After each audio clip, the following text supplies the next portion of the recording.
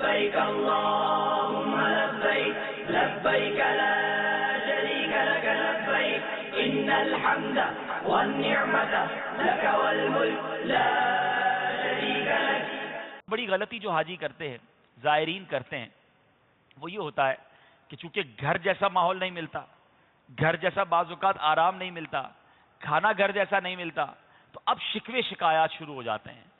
کاروان والوں سے الگ لڑائی ہو رہی ہے، حکومت کے اوپر الگ اعتراض ہو رہا ہے، ارے جناب انتظام ہی ٹھیک نہیں ہے، بڑی گرمی ہے، بڑی بھیڑ ہے، اور جناب کھانا بھی ٹھیک نہیں ہے، آرام بھی نہیں ہو رہا ہے، انتظام درست نہیں ہے۔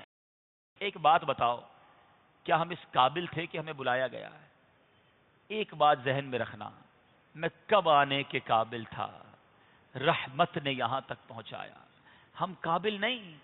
ہمارے گناہ تو دیکھو، اتنے گناہ ہونے کے باوجود ہمیں اپنے گھر پہ بلایا جا رہا ہے۔ ارے ہماری کوئی ایک بار بات نہ مانے، ہم اس سے بات بند کر دیتے ہیں، بار بار نہ مانے، اس کا منہ دیکھنا پسند نہیں کرتے۔ ہم صبح و شام رب کی نافرمانیاں کر رہے ہیں، صبح و شام خطائیں کر رہے ہیں، وہ کریم پھر بھی بلا رہا ہے، اس کریم نے پھر ہمیں موقع دیا ہے۔ ارے جب اتنی کرم نوازی ہو تو شرم سے سر جھکا ہو کہ مولا میں تو آنے کے قابل ہی نہ تھا، تیری مہربانی، تو نے بلایا۔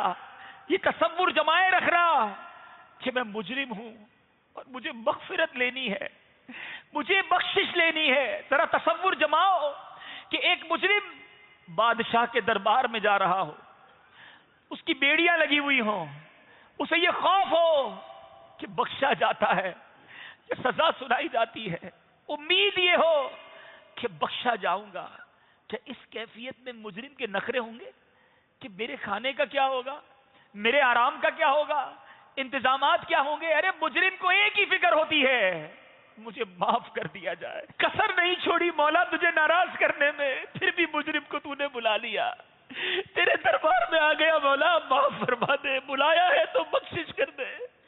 ہمارا تصور تو یہ ہونا چاہیے، وہاں جا کر شکوے نہ کرنا، شکایتیں نہ کرنا، یہ بات یاد رکھنا کہ میں قابل نہ تھا، مجھے بلایا گیا۔ لبیک جب بھی پڑھنا تو یہ تصور جمانا، حاضری لگا رہا ہوں، لبیک اللہم لبیک، میں حاضر ہوں میرے مولا، میں حاضر ہوں، لبیک لا شریک لک لبیک، تیرا کوئی شریک نہیں مولا، میں حاضر ہوں، ان الحمد والنعمت لک والملک، مولا تعریفیں تیرے لیے، ملک تیرا، نعمتیں تیری، میں حاضر ہوں مولا، تیرا کوئی شریک نہیں، میں حاضر ہوں۔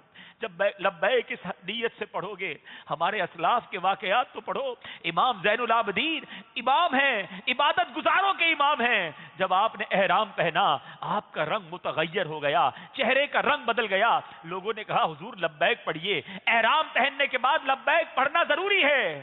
کہتے ہیں مجھے خوف ہے کہ جب میں لبیک پڑھوں کہیں سامنے سے لا لبیک نہ کہہ دیا جائے، کہیں یہ نہ کہہ دیا جائے جاؤ تمہاری لبیک قبول نہیں۔ امام زین العابدین سے عرض کیا گیا حضور پھر بھی لبیک پڑھنا ضروری ہے۔